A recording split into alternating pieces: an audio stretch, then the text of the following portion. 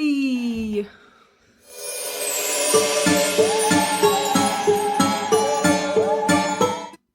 Hey strangers, welcome back, or welcome if it's your first time here.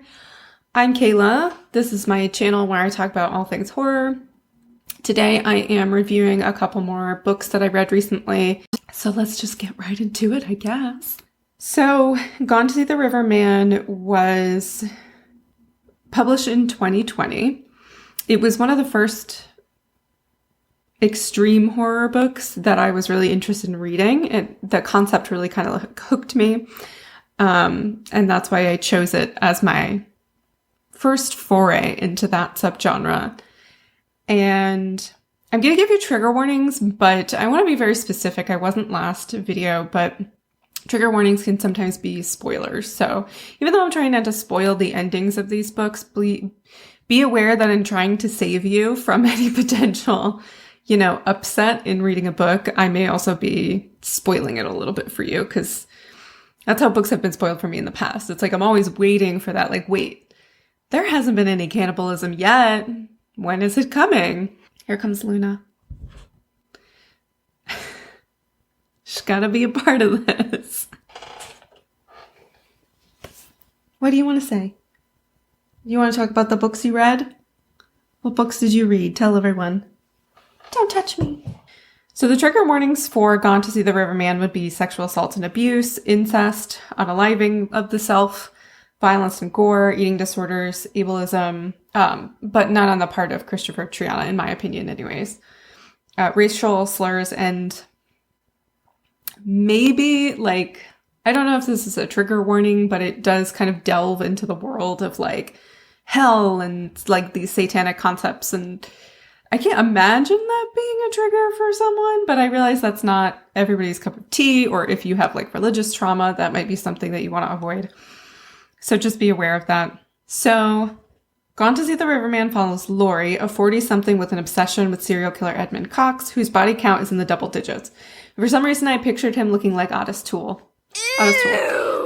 I don't know if that was Christopher Triana's intention, but the way that he was described, I was like, oh, like a face only a mother could love, and she probably didn't, and that's why he became a serial killer. So at the start of the book, he's in prison, and Laurie, along with some other deranged superfans, corresponds with him via mail and eventually gets on the list to go and visit with him in person.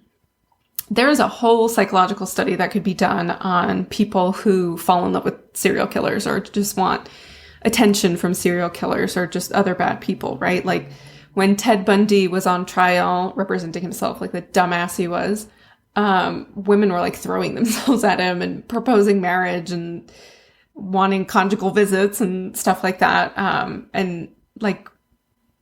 Girl, do you think you're going to be any different? Do you think you're going to be the one that he doesn't want to kill? Come on. So during one of Laurie's visits to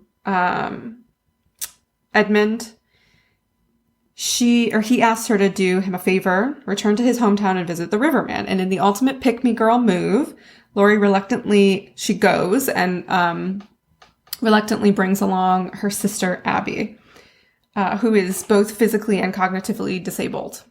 And Laurie has been caring for her for years since their parents died. And right from the jump, you can tell that Laurie, although she loves Abby, has a lot of resentment for her and the fact that she has to take care of her. So they take this long drive out to the wooded area that I pictured as the backwoods of Appalachia. He never says, I think, specifically where it is, but I'm in Connecticut, the Appalachian, we call it Appalachian, okay, up here north of the Mason-Dixon line. But out of respect for you people, I will call it the Appalachian Mountains. I live nearby that, so that's the first thing that comes to mind. Is anyone living out in the woods of Appalachia in Connecticut? I don't know. I hope so, because that sounds cool. But anyway, so they end up in the backwoods somewhere and set out to find Killin, which is Edmund's hometown. A little on the nose. And specifically the Riverman. So it becomes pretty clear from early on that a dark shadow lurks over this part of the world, and anyone who lives there, visits there, seems to be doomed to misery and or death. The first person they encounter is this creepy preacher man who's wearing this like vintage suit and vintage hat, and he looks skeletal, basically. Like, I don't know if I'm remembering this correctly, but I'm picturing as like a fucking maggot coming out of his nose or something like that. Like he's a decaying corpse. How's that visual for you? So part of Edmund's backstory, for example, is that his uncle Zeke committed horrific war crimes when he was in Vietnam. He assaulted women, he killed women. And he comes back and tells his nephew Edmund about all of his exploits, which is literally a page from the villain origin story of Richard Ramirez, because that's where he alleges that his interest in harming people started. Was, at a very young age, his cousin showed him pictures of the things that he did to victims of the war, essentially. Laurie and Abby meet a kind man named Buzz, who reluctantly agrees to take them up the river, down the river. I'm not really sure. On his boat, but explains to them and to us, the reader, the folklore behind the Riverman and his tendency to bring out the worst in people for his own benefit. Buzz also has, I think, like a Saint Bernard, and nothing happens to the Saint Bernard, but that's exactly my problem, is that there's no follow-up on how the Saint Bernard is doing at the end of the story, and I need closure on that. I need to know that he's okay. So the further down the river that the trio goes, the more they lose touch with reality. And furthermore, we, the reader, learn more and more about Laurie's own skeletons and why she really is the perfect match for Edmund. But will she and Abby survive the journey down to see the Riverman? Who knows? So what I liked about this book, I was really surprised. Triana's clearly a talented writer, and it wasn't what I was expecting. So there were mentions of violence and gore. There was like one specific scene where I was like, ugh. But that wasn't really like the focal point of the story. The focus was really on the dark side that exists in all of us. And Laurie certainly inflicted pain and suffering wherever she went. So the characters are well developed, as is the world building, the suspense, the plot, the pacing. I thought it was all really good. I love an unhinged or unreliable narrator, and furthermore, one that is flawed. I hate a main character that is just like perfect in every way, because that's unrealistic. None of us are perfect. And, that's what I love about my favorite writer is Gillian Flynn, and all of her female characters are very deeply flawed, and that's a focal point of her stories. And in that way, her characters are real people. They're complex. They're interesting. They're relatable more so than anything else. Laurie is not relatable because of things that she's done. I can't relate to that. I hope none of you can relate to it either. But being flawed, that's definitely relatable. The more we learn about Laurie, the less, not more, sympathy that we feel for her. I liked the Riverman as a character and a concept. I think that Triana came up with a concept from a song. I want to say a Nick Drake song, but I could be completely wrong. And he reminded me of Papa Leba, who is a voodoo type figure. Well, he's not he is a voodoo figure, but he was like a Papa Leba type figure to me. I'm not 100% up on my Haitian or voodoo lore, but I do know that he is a prominent figure and kind of stands as like a gatekeeper between the human and the spirit world. Definitely Faustian nature. The Riverman wants pain and suffering to weave into strings for his guitar, and in exchange, you get one wish granted. The atmosphere build-up was great.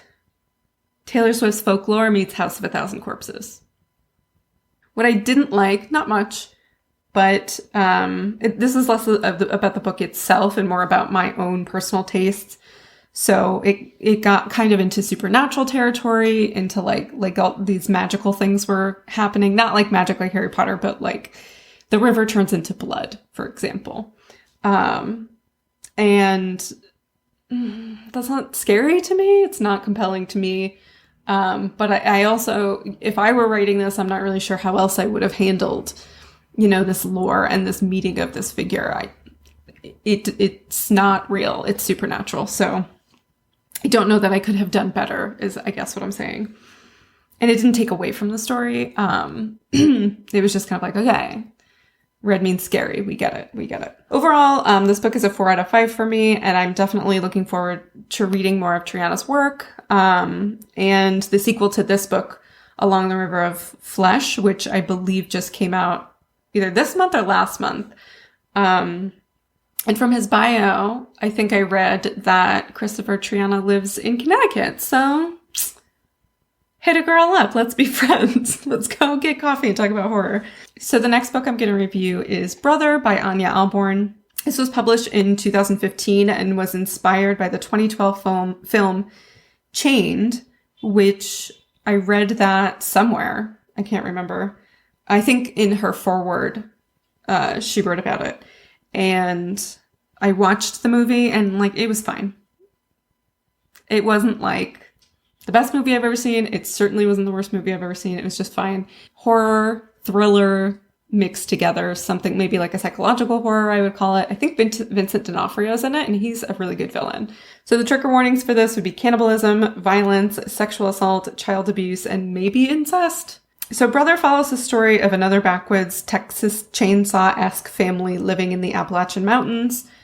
Our main character is Michael, who helps his family kidnap, murder, and eat mainly young women who are hitchhiking through the area, which is, you know, one of the reasons you should never hitchhike. Also, one of the reasons you should never pick up a hitchhiker, because they could also be, you know, from the Texas Chainsaw Massacre family. So Michael lives with the Morrow family, but is consistently and acutely aware that he's not one of their biological children.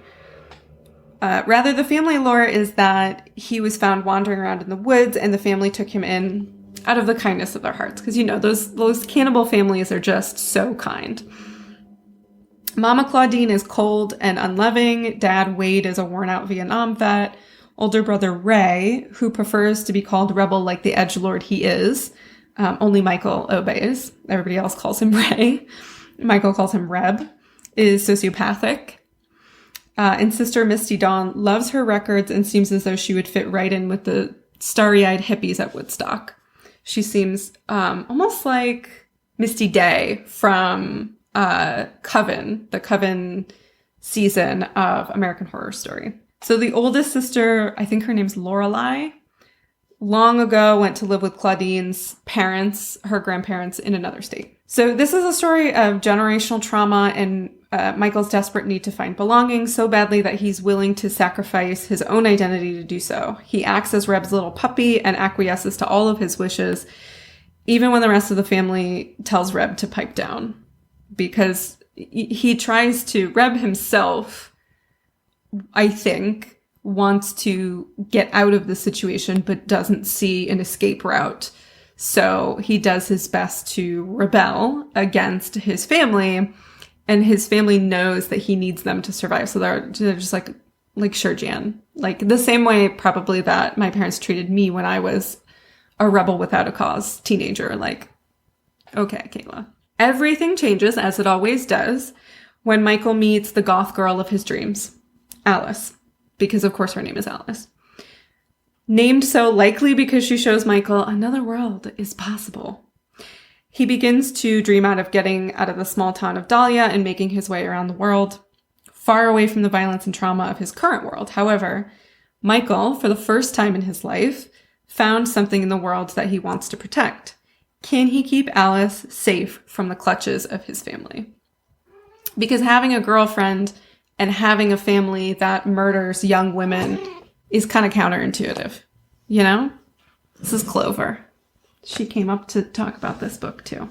What I liked was that the writing was good, the characters were fleshed out, there was not a hyper focus on violence, so we get a few scenes where the family is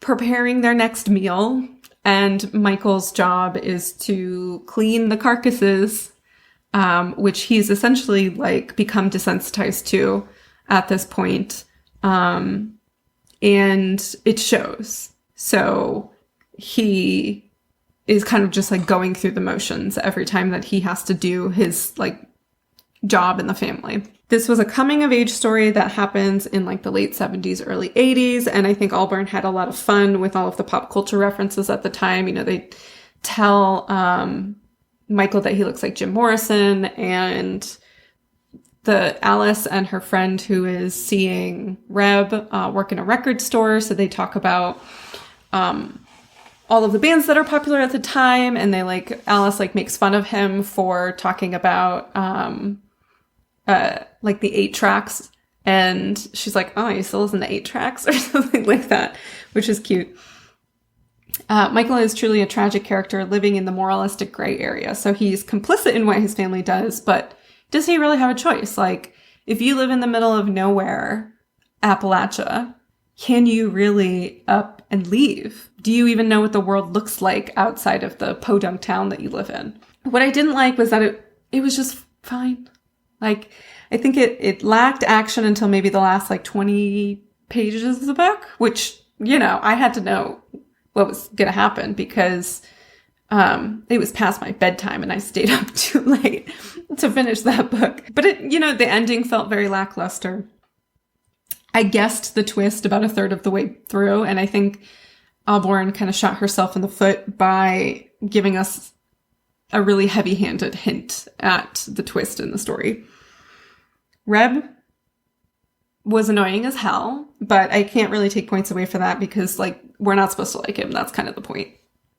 He's very cringy. Claudine, in my opinion, was a much better villainous character, but she acts kind of as a secondary antagonist because her evil was much more insidious. And there's that layer of complexity in this woman is a mother figure, but she has such deep-rooted trauma and repressed anger that she takes it out on these young women who she prefers. Mama has this preference for the girls that they take. And you really have to wonder, who is she imagining when she's ending the lives of these women? Is it her or is it someone else? I give this book a 3 out of 5, but I wouldn't discourage you from reading it. And I don't think it put me off from reading Anya Alborn. I'd be interested to check out her other books. Like I said, I think it was a decent read. So that is Gone to See the Riverman and Brother. If you have any thoughts, feedback, if you loved or hated these books, let me know. If you like what you've seen, comment, subscribe. And, if you've made it this far, thank you for listening to me ramble. I hope that my reviews are helpful. I hope that you have a sparkling day, and I will see you in the next one.